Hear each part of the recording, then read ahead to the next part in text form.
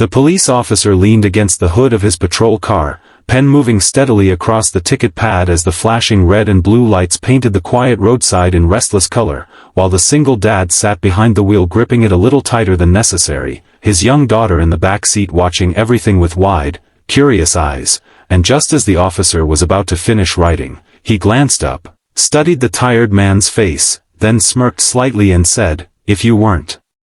married, I'd add my number here too," his tone half joking but layered with something else, something unreadable, and the father let out a small, confused laugh before replying softly, "I'm not married," which made the officer pause, pen hovering mid-air as the night suddenly seemed quieter, heavier, like something unspoken had just stepped between them, and the officer straightened, looking at the child in the back seat, then back at the man. "Not married?" he asked, and the father shook his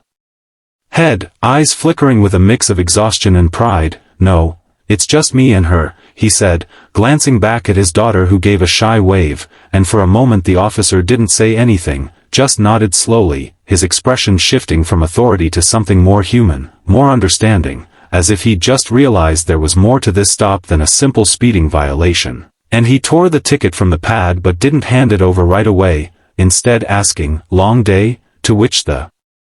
father let out a breath that felt like it had been held for years. "They all are," he admitted, explaining how he worked 2 jobs, how he was rushing to pick up his daughter from daycare before they closed, how being late meant extra charges he couldn't afford, and how sometimes life just didn't give you enough time to do everything right, and the officer listened, really listened, his posture relaxing as the rigid line between law and life blurred just a little, and after a pause, he folded the ticket in half, then again, before slipping it back into his pocket. "Slow down next time," he said quietly, tapping the roof of the car, "not just for the law, for her," and the father nodded, gratitude washing over his face in a way words couldn't fully capture, while the little girl leaned forward and whispered, "Thank you, officer," her voice small but sincere, and the officer gave a soft smile, stepping back as the patrol lights dimmed, watching the car pull away into the night a little slower this time, a little safer, and maybe, just maybe, carrying a bit more hope than it had before. The road stretched quietly ahead as the single dad drove away, his hand still steady on the wheel but his mind replaying everything that had just happened, the flashing lights now fading in the rearview mirror like a moment that had somehow changed more than just his speed, while his daughter leaned forward from the back seat and asked in her soft voice, "Daddy, were you in trouble?" And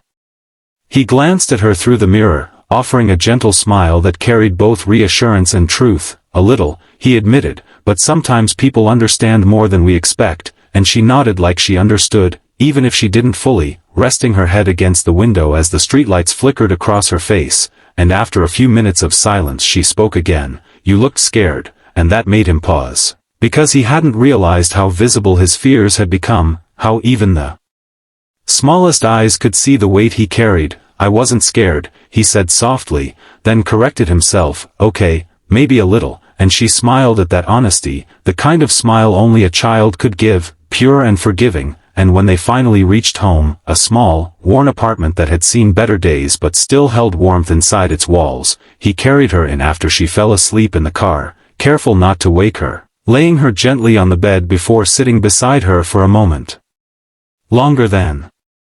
usual, watching her breathe, reminding himself why he kept pushing through every long day, every close call, every moment of doubt, and the next morning came early as always, with the alarm cutting through the quiet before the sun even rose, and he got ready for work with the same routine, same exhaustion, but something inside him felt just a little lighter, like the world had quietly reminded him he wasn't invisible, that someone had seen his struggle and chosen kindness instead of judgment.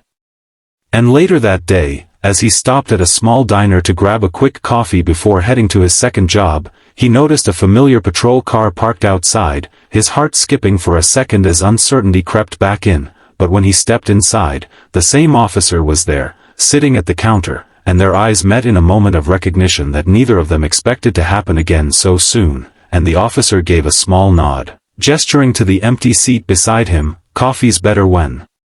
you're not in a rush," he said, and the father hesitated, then sat down, unsure of what this moment meant but willing to find out, and what followed wasn't about tickets or rules, but about life, about responsibility, about the quiet battles people fight every day without anyone noticing, and for the first time in a long time, the single dad didn't feel like he was carrying everything alone. Because sometimes all it takes is one unexpected moment, one person choosing empathy over authority, to